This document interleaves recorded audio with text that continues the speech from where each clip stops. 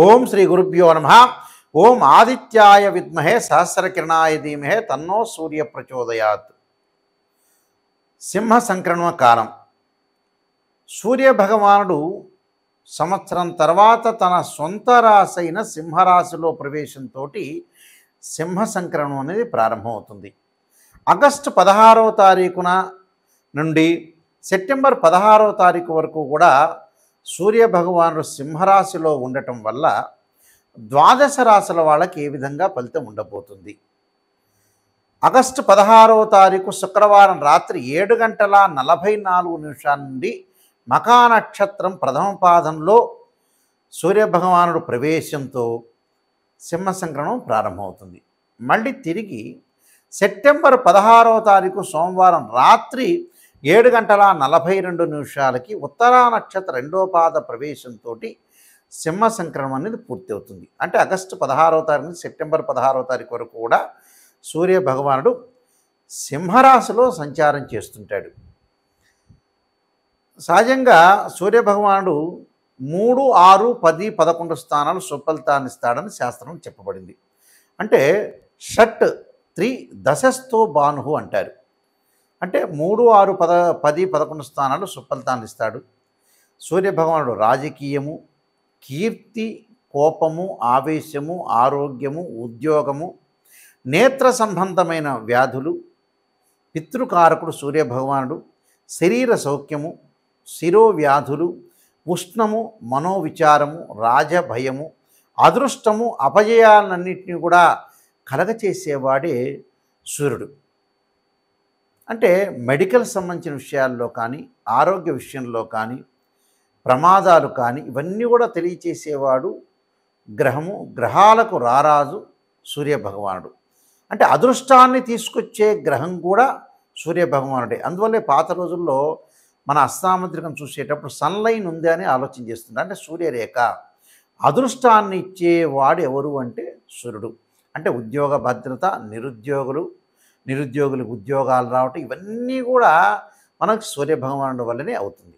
ఈ సూర్యభగవానుడు అన్ని రాశులకు ఏ విధంగా ఉందో ఒక్కసారి మనం పరిశీలన చేద్దాం. మిథున రాశి వాళ్ళకి తృతీయ స్థానంలో రవి యొక్క సంచారం వల్ల శారీరకంగా సుఖపడతారు. అంటే ప్రశాంతంగా నిద్రపోతారు. ప్రశాంతంగా నిద్రపోవటం, ఉద్యోగపరంగా వాళ్ళకి అధికారుల యొక్క అనుగ్రహము, తోటి సహచరులతోటి మద్దతు, సపోర్ట్ వచ్చే విషయాలు ఎక్కువగా ఉంటాయి. అంటే వాళ్ళు సపోర్ట్ చేస్తారని అర్థం. ఇష్టసిద్ధి, సంతృప్తి కలగటం జీవితం మీద. ఆరోగ్యం కుదుటపడటం, అంటే గతంలో కొంత ఆరోగ్యపరంగా కొన్ని ఇబ్బందులు ఉంటాయి కానీ ఇప్పుడు ఆరోగ్యం అనేది గతం కంటే కూడా మెరుగుపడుతుంది అని అర్థం. మానసికంగా ఉల్లాసం, అంటే మానసికంగా ఉత్సాహంగా ఉంటారు. అంటే సైకలాజికల్గా సంతృప్తి చెందుతారు వీళ్ళు. అంటే బాగా ఆలోచనలు, మానసిక దృఢమైన నిర్ణయాలు, సరైన నిర్ణయాలు తీసుకోవటం, మానసికంగా సంతృప్తి, మనస్సుని సంతోషపెట్టడానికి కొన్ని పనులు చేసుకుంటుంటారు వీళ్ళు. ఉత్సాహము, బంధుమిత్రులతో ఆనందంగా గడపటం, బంధుమిత్రుల దర్శనం అంటారు. ధనప్రాప్తి, అంటే ఆకస్మికంగా ధనలాభం కలుగుతుంది వీళ్ళకి. పెండింగ్లో ఉన్న ఏదైతే ఉంటుందో ఫైనాన్షియల్, అంటే మనీ అనేది వీళ్ళ ఇంటికి వచ్చే అవకాశాలనే ఒకటి ఉంటాయి. అంటే ఇంటికి వచ్చి ఆ వ్యక్తులు ఇచ్చే అవకాశం ఎక్కువ ఉంటుంది. సంతానం మూలకంగా కూడా సౌఖ్యం ఉంటుంది. అంటే ఏదైతే సంతానం ఉంటారో వాళ్ళ ద్వారా శుభవార్తలు, వాళ్ళ ద్వారా సుఖము. సంతానం సంపత్ప్రదం అన్నారు. సంతానం బాగుంటేనే తల్లిదండ్రులు బాగుంటారని అర్థం. ప్రయత్న కార్యక్రమాల్లో విజయం లభిస్తుంది. ఏదైనా సరే మనం ప్రయత్నం చేస్తే ఇష్ట కామ్య సిద్ధిరస్తు అంటారు. మనం ఏదైతే మనం ప్రయత్నం చేస్తున్నామో ఈ వ్యక్తి మనం మంచి ప్రయత్నం చేస్తున్నారని భగవంతుడి యొక్క ఆశీర్వచనం కూడా వచ్చే అవకాశం అనేది ఒకటి ఉంటుంది. అంటే భగవంతుడి యొక్క ఆశీర్వచనం అనేది వస్తుంది వీళ్ళకి. ప్రయత్న కార్యక్రమాల్లో విజయం లభించటం, పదవీ లాభం, ఉద్యోగంలో ప్రమోషన్లు, నిరుద్యోగులకు మంచి ఉద్యోగాలు లభించటం, సుఖము. మనకు ఎవరైతే శత్రువులు ఉంటారో దుష్టులను చూసి దూరంగా ఉండాలంటారు.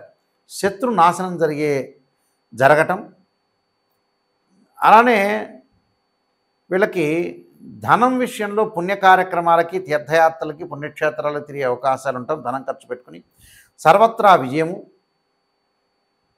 ఉద్యోగంలో స్థానచలనాలు, ప్రమోషన్ జరగటం, విద్యార్థులు చదువు పట్ల ఆసక్తి చూపించాలి, చదువు నెగ్లెక్ట్ చేయకూడదు.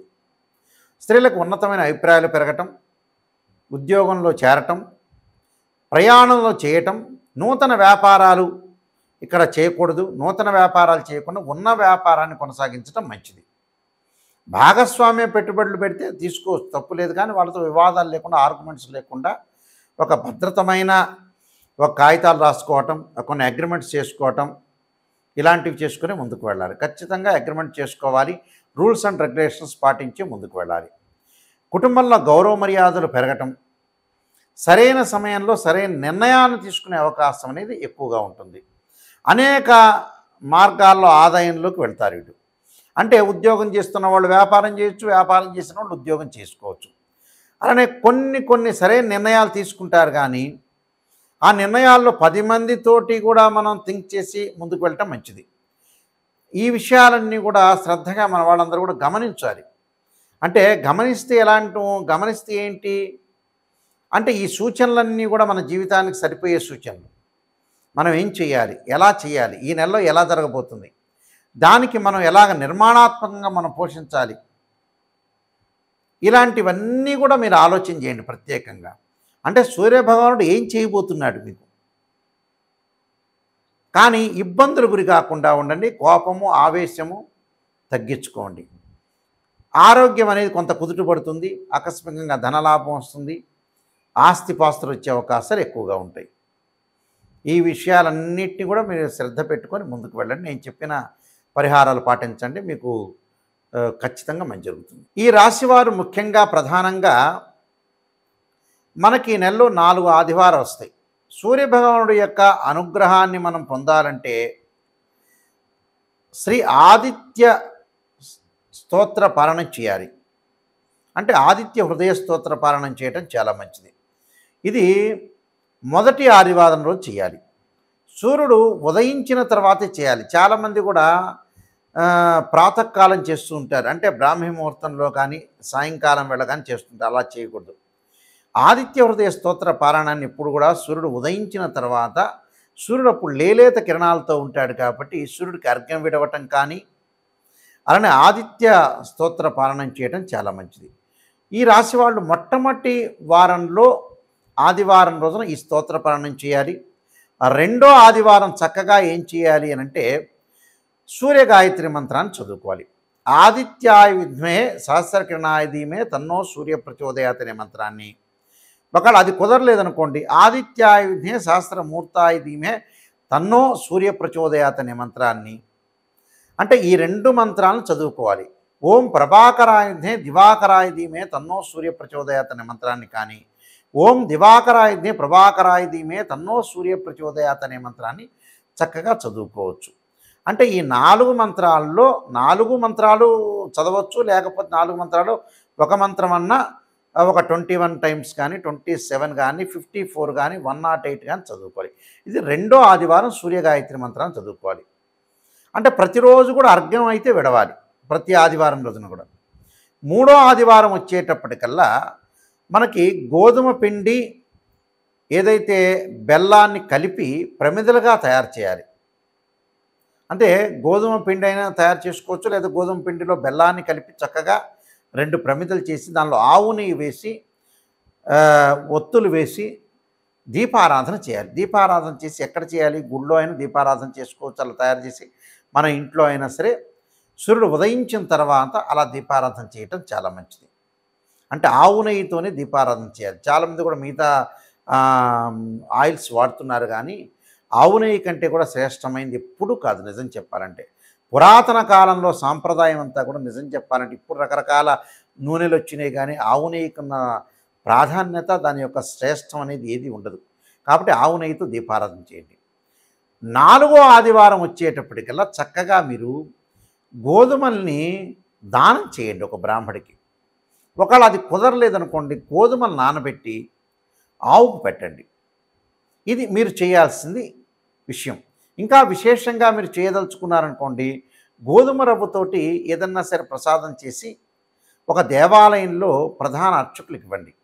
ఇస్తే వారేం చేస్తారంటే చక్కగా అందరికీ కూడా గోధుమ రవ్వతో నైవేద్యాన్ని భక్తులందరికీ కూడా పంచే అవకాశాలు ఎక్కువగా ఉంటాయి.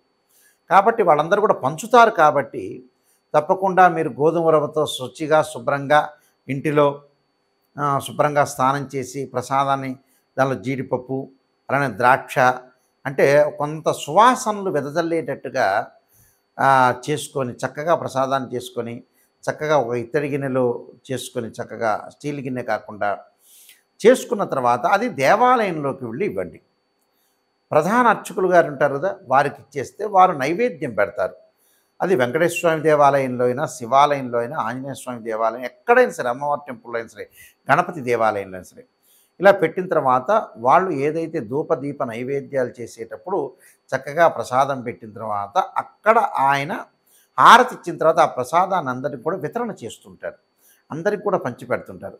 దానివల్ల కూడా మనకి ఏదైతే కష్ట నష్టాలు కానీ, ఆరోగ్యపరంగా కానీ, ఉద్యోగ భద్రత కానీ, ఉద్యోగం కానీ, అపజయాలు కానీ, నిరుద్యోగులు కరెక్ట్గా ఆశించినంత ఉద్యోగాలు రాకపోవటం, శత్రువుల వల్ల భయము, సమస్త దోషాలు సర్వకార్య సిద్ధి జరగాలంటే, ఇష్టకామ్య సిద్ధి అంతా కూడా జరగాలంటే సూర్యభగవానుడి యొక్క అనుగ్రహం అనేది ఉండాలి. కాబట్టి ఇవన్నీ కూడా నేను చెప్పిన పరిహారం అనేది చేయండి. సూర్యుడి యొక్క అనుకూలత అనేది బాగా ఉంటుంది. మీరు అపజయం లేకుండా జీవితంలో భగవంతుడి యొక్క అంటే సూర్యనారాయణ స్వామి యొక్క అనుగ్రహం అనేది ప్రసాదం అంటే ఏదైతే మనకి వారి యొక్క అనుగ్రహం సాధించాలంటే ఏమిటి? కొన్ని పరిహారాలు చేసుకోవాలి. ఆ పరిహారం చేసుకోవటం వల్ల మనకి మంచి జరిగే అవకాశం ఖచ్చితంగా ఉంటుంది.